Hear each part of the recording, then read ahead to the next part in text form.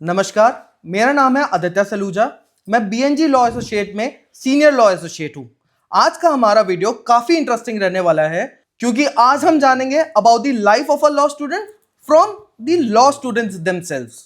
तो आज हमारे साथ है mister Kartikeya Pruthi, who is a 5th year law student, Ira Bhardwaj, who is a 3rd year law student, and mister Gauransh Batra, who is also a 3rd year law student. So आने वाले time में आप सभी लॉयर बनने वाले हो, और जैसे कि आप 3rd ईयर में हो और आप 5th ईयर में हो, तो कुछ बताइए अपने एक्सपीरियंसेस के बारे में, क्या क्या आपने फेस किया या how do you feel being a law student. To start with Kartikeya, आप बताओ। तो ये सबसे पहले मैं ये बताना चाहूँगा कि काफ़ी नोबल प्रोफ़ेशन है, तो मुझे तो बहुत अच्छा लगता है इस प्रोफ़ेशन में होना। और क्योंकि हमें सबसे पहले लीगल राइट्स पता चलते हैं, अपने फंडामेंटल ड्यूटीज़ पता चलती हैं, जो कि कॉन्स्टिट्यूशन हमारा बताता है। हर किसी को नहीं पता होता, बट हमें पता है।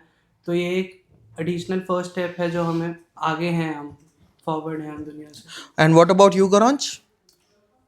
It feels good to be a law student because you get to know about your personal rights and you can educate others too.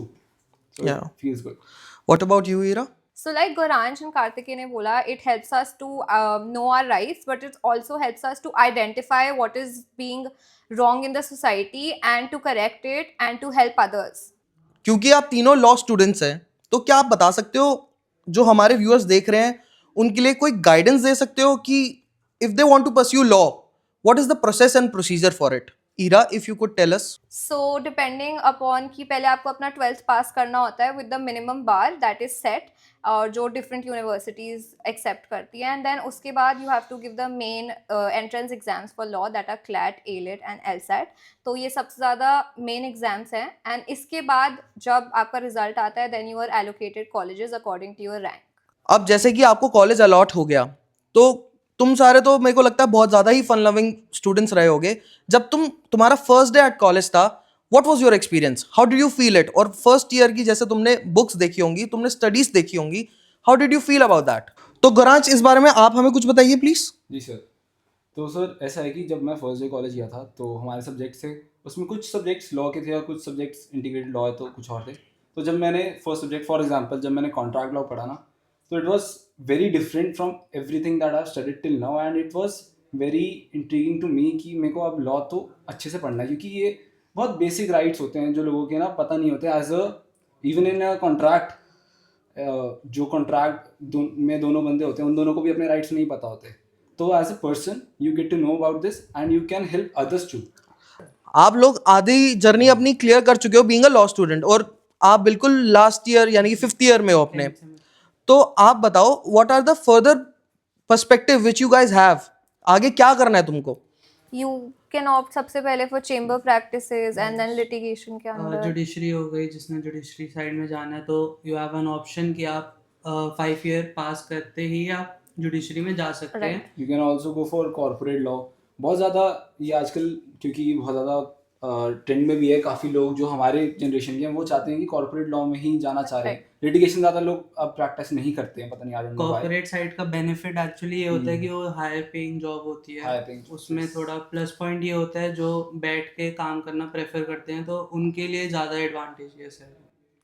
अब मुझे ये बताओ, तुम लोगों ने इंटर्नशिप तो करी होगी, बिल्कुल। तुम्हारा इंटर्नशिप एक्सपीरियंस कैसा था? It was quite good. Yeah.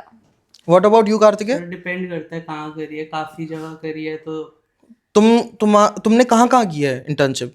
Sir मैंने जुडिशियल इंटर्नशिप भी करी है, लिटिगेशन इंटर्नशिप भी करी है, कॉर्पोरेट भी करी है, तो सबका अलग अलग एक्सपीरियंस अगर है। एक लाइन में मैं जानना चाहूँ कि तुम्हारा इन तीनों ही फील्ड में कैसा एक्सपीरियंस था, तो क्या बता पाओगे? जब मैंने लॉ प्रोफेशन चूज़ करा तो मुझे सुनने में आता था कि काफ़ी एक्सप्लॉयटेशंस होती हैं, बट मेरी फर्स्ट इंटर्नशिप ही बीएनजी लॉ एसोसिएट्स में थी, जिसमें मैं आपके अंडर काम कर रहा था। तो काफ़ी प्लेजेंट एक्सपीरियंस था मेरा, आपने मेरे को काफ़ी अच्छा गाइड करा। उसके बाद मैंने साई कृष्णा एंड एसोसिएट्स में भी काम करा, जिसमें कि आईपीआर रिलेटेड काम होता था। फिर मैंने जुडिशियल इंटर्नशिप भी करी है, जो कि हाई कोर्ट में जस्टिस शैलेंद्र कौर के अंडर थी। तो उसमें मेरे को जुडिशियल साइड भी पता चल गई, कॉर्पोरेट साइड भी पता चल गई, और लिटिगेशन वाला भी मेरे को आइडिया लग गया। Great. And what about you Gauransh? Sir मेरा तो ऐसा था कि जो मैंने अपनी फर्स्ट इंटर्नशिप करी थी, मैंने एक्चुअली में वहाँ कुछ नहीं सीखा था। मैं सिर्फ फाइल्स उठाता था, कोड जाता था, कुछ भी नहीं सीखा था। फिर मैंने जब सेकंड इंटर्नशिप यहाँ करी आपके साथ बीएनजी लॉ एसोसिएट्स में, मैंने एक्चुअली में यहाँ बहुत कुछ सीखा। मैंने ड्राफ्टिंग, रिसर्च, मैंने अपना जो एक्चुअली में क्या एडवोकेट करता है काम, मैंने अपने सेकेंड ईयर में वो काफ़ी कुछ सीख लिया था। Thank you. मैंने अपनी सीनियर्स के साथ जा जाके वहाँ पे कोर्ट्स में, जैसे गगन सर हो गए या आप हो गए, तो मैंने वहाँ पे देखा कि आप लोग आर्ग्यू कैसे करते हैं। It was very good. What about you Ira? I completely agree with Kartikeya and Goransh. मेरी भी फर्स्ट इंटर्नशिप चेम्बर प्रैक्टिस थी, सो वहाँ पे सीखने को ज़्यादा नहीं था, mostly just attend the court sessions and observe. But यहाँ पे आके I was given a lot of opportunities जो मेनली नहीं दी जाती हैं बहुत सारे इंटर्न्स को, बट एक ट्रस्ट शो हुआ कि you can do it, so it is a sense of motivation भी आती है कि या मतलब हम कर सकते हैं, so I think that is there. तो उससे हमने काफ़ी कुछ सीखा, जैसे गौरांश ने बोला कि ड्राफ्टिंग, आर्ग्यूमेंट्स एंड कैसे होते हैं, क्या प्रोसीजर होता है, so it was a pleasant experience. Sir वैसे एक और बात मैं मेंशन यहाँ जरूर करना चाहूँगा सर, यहाँ पे मैंने सीखा इसलिए क्योंकि यहाँ का जो एनवायरनमेंट है ना सीनियर्स के साथ, it is very Very, yeah. Very good. Thank you for your kind words guys. जहाँ तक कि मुझे पता है कि तुम तीनों ही फर्स्ट जनरेशन लॉयर्स हो, राइट? अब तुम्हारे कॉलेज में कुछ और तुम्हारे फ्रेंड्स होंगे जो कि सेकंड जनरेशन लॉ स्टूडेंट्स होंगे या सेकंड जनरेशन लॉयर होंगे, तो उनसे अगर तुम अपने आप को कंपेयर करो तो क्या तुम्हें डिफरेंस फील होता है अपने में और उन्हों में? सर ऐसा है कि देखो, ऑब्वियसली आप किसी भी फील्ड में जाओ, आपको वो एक डिफरेंस तो फील होता है। जहाँ पे अगर सेकंड जनरेशन या थर्ड जनरेशन है, और डिफरेंस तो फील होगा। उनके लिए पहले से इस्टेब्लिश्ड है, हमें इस्टेब्लिश करना है, हमें क्लाइंट्स बनाने हैं, खुद अपने आप को कुछ करना है, कुछ बनाना है अपने आप का, तो फिर वो स्ट्रगल होगा। But it is very good journey, it is very quite inspiring. Yeah networking करनी पड़ती है मोस्टली, क्योंकि लॉ में you have to build networks, तो फिर नेटवर्किंग करने में थोड़ा टफ हो जाता है। बट ओवरऑल इट इज़ कि आप सेल्फ मेड हो जाते हो, यू नो कि हाउ द वर्ल्ड वर्क्स, और आपको समझ आती है अपने अराउंड चीज़ें, ज़्यादा आप क्लैरिटी मिलती लोगों है। को पढ़ना समझ जाते हो कि Exactly. ये क्या बंदा चाह क्या रहा है। जैसे कि हम फर्स्ट जन हैं तो हमारे नेटवर्क बिल्ड नहीं है, हमें इंटर्नशिप्स भी ढूंढनी पड़ती हैं। जॉब्स तो काफ़ी दूर की बात हो गई, तो जॉब्स तो हमें मतलब अपने पूरे हाथ पैर मारने पड़ते हैं कि मिल जाएं, और अगर मिलती भी हैं तो लिटिगेशन में 15,000 20,000, उसमें आजकल क्या ही कुछ हो रहा है। तो वहाँ उनका प्लस पॉइंट हो जाता है कि वो अपने पापा के ऑफिस में बैठ जाते हैं, मदर के ऑफिस में बैठ जाते हैं, तो एक वो चलती है कि बस उनको लेगेसी फॉरवर्ड करनी है और हमें लेगेसी बनानी है। अब इसमें मैं तुमसे ये जानना चाहूँगा कि थ्योरेटिकल नॉलेज तो तुम ले रहे हो अपनी कॉलेज में, बीइंग अ लॉ स्टूडेंट पढ़ रहे हो, सारी लॉ बुक्स पढ़ी होंगी तुमने, लेकिन जब तुम इंटर्नशिप पे आते हो तुम्हें ऑल टुगेदरली आप प्रैक्टिकल एक्सपीरियंस मिलता है। उस प्रैक्टिकल एक्सपीरियंस को क्या इंपॉर्टेंस देते हो तुम सब? सर यहाँ पे मैं एक पॉइंट ऐड करना चाहूँगा कि इधर ही फ़र्क पड़ता है। अब हम इंटर्नशिप्स पे फोकस करेंगे तो हमारा कॉलेज लाइफ नहीं जा हो पाएगा, हम इंजॉय नहीं कर पाएंगे। अगर हम इंटर्नशिप्स पे आ रहे हैं तो हम कॉलेज जा ही नहीं पाएंगे, तो बुक्स हम कहाँ पे ही पढ़ेंगे, तो हमें प्रैक्टिकल नॉलेज ही मिलेगी। और इसमें दूसरा पॉइंट है कि आप अगर खाली कॉलेज जाओगे तो आप प्रैक्टिकली आपको कुछ आइडिया ही नहीं लगेगा, क्योंकि कोर्ट लाइफ और रियल लाइफ में काफ़ी फ़र्क आ जाता है। जो कि मूवीज़ में दिखाते हैं वैसा कुछ भी नहीं होता कोर्ट लाइफ में। Exactly. और ये चीज़ हमने बीएनजी लॉ एसोसिएट्स में आके सीखी है कि कोर्ट लाइफ होती क्या, आप आर्ग्यूमेंट्स कैसे करते हैं।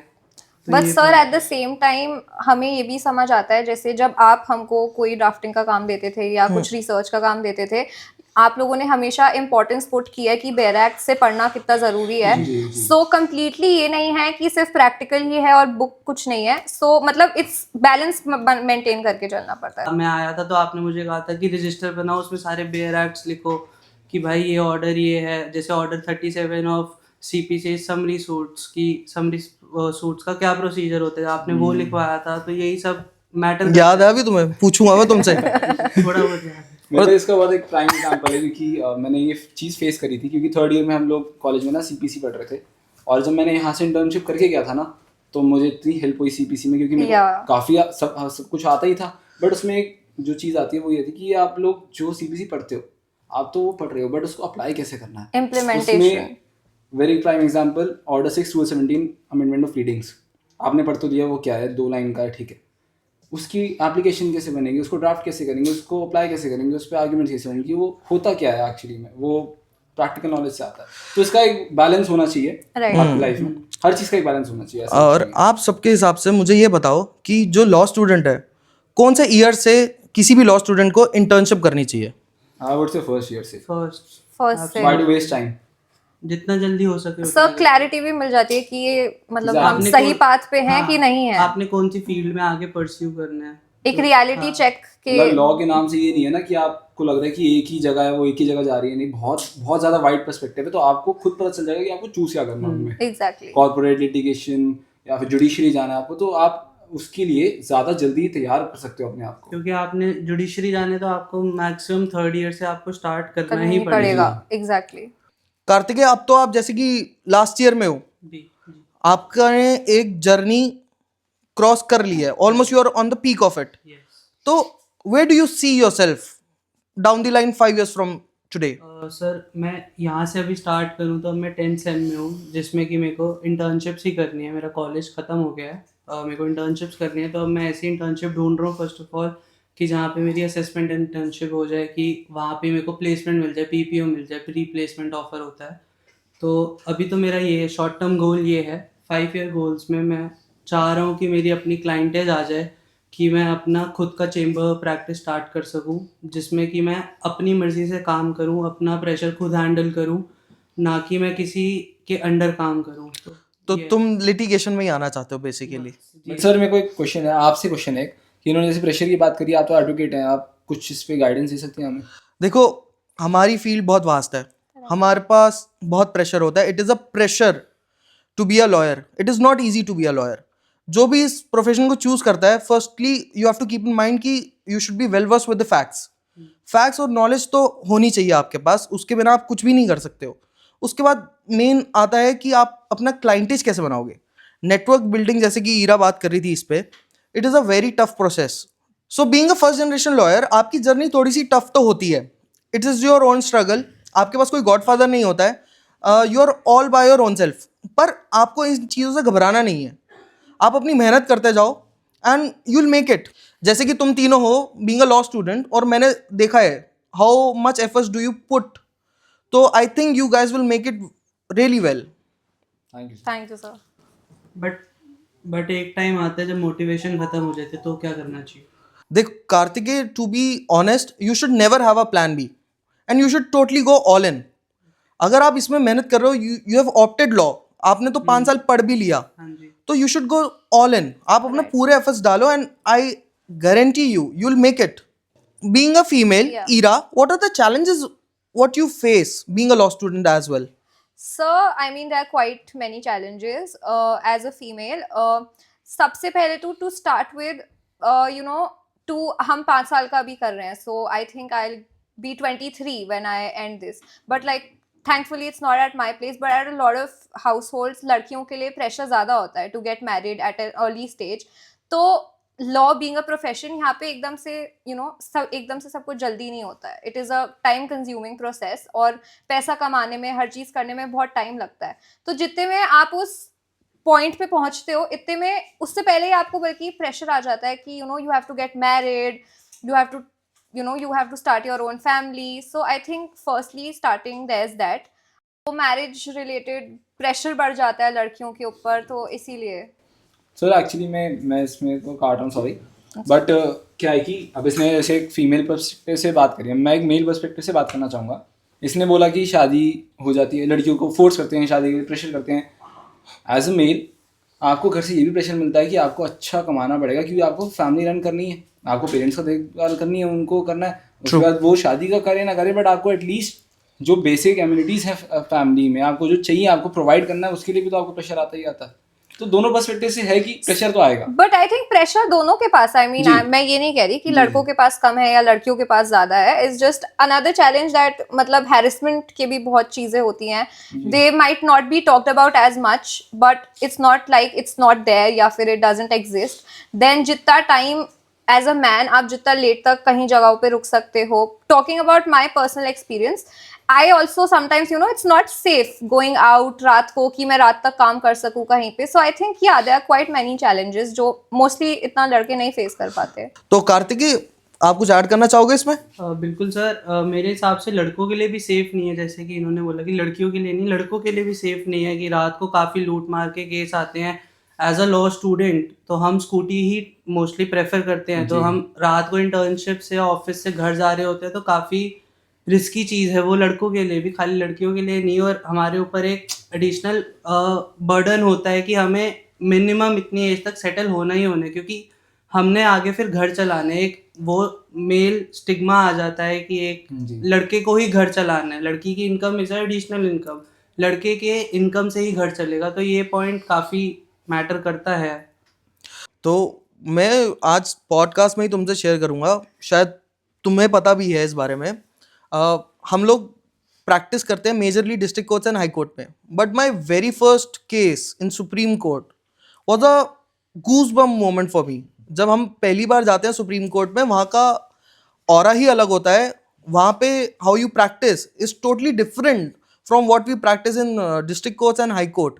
तो in this podcast I would like to know कि तुम्हारे गूज़बम्प्स मोमेंट क्या थे, कार्तिकेय? सर मैं अपना सुप्रीम कोर्ट नहीं, हाई कोर्ट का बताना चाहूँगा। हाई कोर्ट में गया था, मतलब तो हमारे ऑपोजिशन पार्टी में जो थे, पहले तो ये बताओ कि क्या कोर्ट अंदर से वैसे ही लगते हैं जैसे कि फिल्म्स में दिखाए जाते हैं? बिल्कुल नहीं, नहीं, बिल्कुल बिल्कुल नहीं। नहीं, बिल्कुल वैसे नहीं दिखते। अगर वैसे दिखते होते तो वो कोर्ट्स ही ना कहलाते। तो मूवीज ही ठीक है। अब जैसे कि मूवीज हो गई या फॉरेन के भी शो हो गए, सूट्स वगैरह, वैसे आर्ग्यूमेंट्स वगैरह कुछ भी नहीं होते, सब डिफरेंट होता है, रियल लाइफ काफ़ी डिफरेंट है। तो मैं अपना वापस उस स्टेज पे आऊँगा कि जब मैं कोर्ट में देखा, मैंने आर्ग्यूमेंट देखे, सीनियर एडवोकेट थे, मैं नाम नहीं लूँगा उनका, सीनियर एडवोकेट थे और उनको केस के बारे में कुछ पता नहीं था। तो पीछे से उनको ऑन द स्पॉट उनकी बैक एंड टीम बताई जा रही है, ये Briefing counsels. हाँ, ब्रीफिंग काउंसिल्स बताई जा रही है कि ये फैक्ट है, और वो on the spot arguments deliver कर रहे हैं। तो वो काफ़ी मेस्मराइजिंग था कि भाई ऐसे कैसे ऑन द स्पॉट वो कैसे आर्ग्यूमेंट्स बना सकते हैं, और इतने अच्छे कि जज भी हैरान हो गया कि भाई क्या हो रहा है। ये सारी स्किल्स जब तुम भी कुछ टाइम दोगे ना और तुम्हारे पास भी टीम होगी, तो जब तुम्हें भी सुबह ब्रीफिंग मिलेगी तुम भी कर लोगे, विद एक्सपीरियंस। राइट? ये तो वैसे तो गुरांश, तुम्हारा गूज़बम्प मोमेंट क्या था? सर मेरा तो था कि जब मैं सर एक्चुअली मेरा गूज़बम्प मोमेंट तो नहीं था, बट मैंने ना बहुत ज़्यादा सीखा था जब मैं सुप्रीम कोर्ट गया था पहली बार। तो वहाँ पे बहुत जो बड़े बड़े लॉयर्स होते हैं, मिस्टर कपिल सिब्बल जैसे लोग वहाँ पे मेरे को दिखे। और आप फर्स्ट जनरेशन लॉयर की वजह से एक पॉइंट ऑफ व्यू से देखते हो ना, तो आप सिर्फ एक लॉयर नहीं बन के रह जाते। आपको तब जाके पता चलता है कि आप AOR एडवोकेट ऑन रिकॉर्ड बन सकते हो, आप सीनियर एडवोकेट बन सकते हो। तो वो जब चीज़ें देखी ना, तो मेरे को लगा कि no, I can do this and I have to do this now. Sir, my moment was quite similar with what Kartikeya had. हमें हमारे क्लाइंट से पूरी प्रॉपर ब्रीफिंग नहीं मिली थी कि सर्टेन इवेंट्स की, but as we got to know there at point थोड़ा टेंस हो गया था, बट हमने उसको बहुत ब्यूटिफुली हैंडल किया। हमने किसी को पता नहीं लगने दिया कि हमें ये आइडिया था ही नहीं, and it was a very big mistake if it would have been, you know, अगर पता चल जाती तो उनको पता नहीं लगने दिया। And I think that is the beauty of it कि ऑन पॉइंट आप हैंडल करते हो। That is what our profession is all about, I believe, right? Right. तो तुम लोगों ने अपने गूज़बम्प्स मोमेंट तो मेरे को बताए, पर कोई ऐसे मोमेंट भी तो होंगे कि हैपेंड द अनएक्सपेक्टेड, जी सर। टोटली, मतलब you never expected this to happen but it happened. जी सर, ऐसे कोई एक्सपीरियंस बताओ प्लीज। ऐसा हुआ सर, बिल्कुल हुआ है। हाई कोर्ट में हुआ था सर, आपके साथ ही हुआ था, आपको शायद याद भी होगा, हमारी एक रिट पिटिशन का केस था। तो we were on the verge of losing it, but just in a moment आपने जो वो आर्ग्यूमेंट्स करके पूरा केस पलट दिया था, and it came in our favour. It was very good. It's our profession, we have to do this, we owe this to our clients, and we are right? learning this from you only. But Thank यहाँ you. पे experience count होता हाँ, है। experience Yes, plays a सारे role. इनके जैसे नहीं है, Yes, true. काफी एडवोकेट ऐसे जिनके पास एक्सपीरियंस नहीं है, तो वो अच्छा केस भी खराब भी कर सकते हाँ, हैं। Exactly sir. जो छोटी छोटी चीजें होती हैं, जो मतलब इवन वाइल ड्राफ्टिंग या फिर हम दूसरे के आर्ग्यूमेंट्स पढ़ रहे होते हैं या उनका कुछ भी हम देखते हैं, तो जो वो छोटी छोटी चीज़ों को एकदम अंडरस्टैंड करना, क्योंकि वो बुकिश नॉलेज नहीं होती या फिर वो आप कहीं ढूंढ नहीं सकते, तो इट कम्स विद एक्सपीरियंस। और उस चीज़ को पकड़ना और उसका पूरे उस चीज़ के ऊपर एक पॉइंट लेके आना और उसको प्रेजेंट करना, एक वो भी मतलब क्योंकि एक टास्क है। सीनियर्स को मोस्टली नहीं पता होता कि केस इन डेप्थ है क्या, वो जूनियर्स को ही पता होता है, क्योंकि सारी ड्राफ्टिंग जूनियर्स ही करते हैं। अब सिंस कि तुम दोनों ने एक वर्ड यूज करा, ड्राफ्टिंग, राइट। तो पहले तो ईरा, आप हमारे व्यूअर्स को ये बताओ ड्राफ्टिंग होती क्या है? तो इट्स नॉट अ प्रॉपर कोई डेफिनेशन नहीं है ड्राफ्टिंग की। इट्स बेसिकली जो हम अपना केस प्रेजेंट करते हैं इन कोर्ट, वो हम कैसे लिख के उसको कैसे देते हैं। बेसिकली ड्राफ्टिंग प्लीडिंग्स होती हैं जो हम कोर्ट में सबमिट करते हैं, जैसे Right. कि रिटन स्टेटमेंट हो गया या कुछ भी हो गया जो हम कोर्ट में प्रॉपर प्रोसेस करके सबमिट कर रहे हैं ड्राफ्ट अपने, वही क्योंकि हर drafting चीज है। का एक प्रोसीजर होता है, हम जाके एकदम से ऐसे बोल नहीं सकते, तो उसको प्रेजेंट करना, उसको कैसे लिखना on papers. On exactly papers उसको कैसे लिखना है, how to present it, so basically that. अब ड्राफ्टिंग तो बता दिया, अगर व्यूअर्स ये जानना चाहते हैं आप अगर कोई आप एप्लीकेशन ड्राफ्ट करते हो तो कैसे करते हो, वो मेथड आप अपना बताओ। अब इसके 4 स्टेप्स होते हैं। अगर जैसे आपने हमें बताए हुए हैं कि सबसे पहले हम केस पढ़ते हैं, नहीं सबसे पहले हम बेयर एक्ट पढ़ते Right हैं, section. उसके बाद हम प्रेसिडेंट्स देखते हैं कि जजमेंट्स क्या रह चुकी हुई हैं, फिर हम अपना केस पढ़ते हैं कि क्या है, और फिर हम फाइनली ड्राफ्ट करते हैं कि क्या टर्म हमारे यहाँ पे अप्लाई हो सकता है, कौन सा एक्ट, कौन सा क्या, सब कुछ वो जो अप्लाई हो सकता है तब करेंगे हम। चलो, my last question for this podcast to all of you is, आने वाला जो व्यूअर्स हैं, जो अगर कोई लॉ ऑप्ट करना चाहता है या इस फील्ड में जंप इन करना चाहता है, उनको तुम कैसे गाइड करना चाहोगे या अपने एक्सपीरियंस से कैसे शेयर करना चाहोगे या क्या बताना चाहोगे? Anything, it could be anything, your message to the generation ahead who is willing to offer law. Very basic, अपने आप को बर्डन नहीं करना है, आप कर लोगे, अच्छा कर लोगे। इंटर्नशिप भी करो, फर्स्ट ईयर से करो, इंटर्नशिप करो, अपना एंजॉय भी करो, लाइफ कॉलेज लाइफ एंजॉय करो, बहुत इंपॉर्टेंट है। कॉलेज में पढ़ाई भी करो, ऑब्वियसली ऐसे नंबर नहीं आएंगे तो अच्छी बात नहीं है, नंबर आने चाहिए, पढ़ाई करो, सबको एक बैलेंस होना चाहिए। आप इसको ओवर बर्डन मत करना अपने आप के ऊपर, वरना आप इसको बहुत ज़्यादा डिस्ट्रॉय कर लोगे अपने लिए। बट तभी करो जब आप अपनी पर्सनल लाइफ एक सैबोटेज करने के लिए रेडी हो, क्योंकि आपकी जब आप एडवोकेट बन जाओगे तो आपकी पर्सनल लाइफ नहीं रहेगी। आप 11-12 बजे तक ऑफिस ही रहोगे तो आप घर वालों के साथ क्या टाइम स्पेंड करोगे, तो आपका कोई पर्सनल लाइफ नहीं रह पाएगी। तो ये चीज़ एक मैटर करती है। यहाँ पे वापस मैं उस पॉइंट पे आऊँगा कि लड़कों के लिए ये भी एक डिसएडवांटेज हो जाता है कि भाई हमें लेट पहुँचेंगे तो भाई फिर बीवी ताने मारेगी।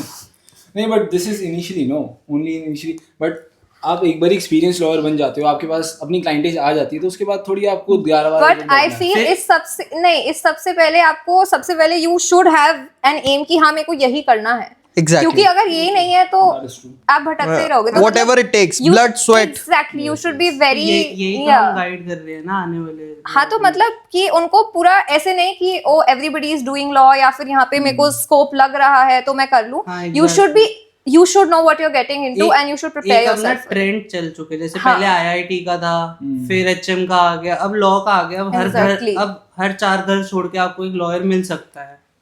सो जैसे बोलते हैं ना, पैशन होना चाहिए, एक जज्बा होना चाहिए। You should be passionate about whatever you want to do, be it law. So this will be your message to the upcoming Yeah. generation, and your message to conclude in one line here.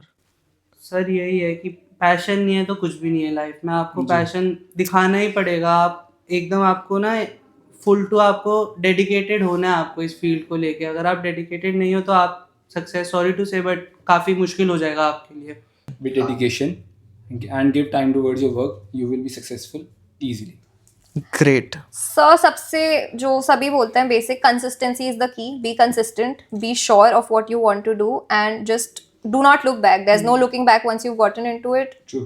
जितना experience ले सकते बस यही है अब जो है, मतलब ये सोच के चलो अब तो यही है, अब कोई ऑप्शन Law नहीं के फील्ड में you are always a student. You learn every time.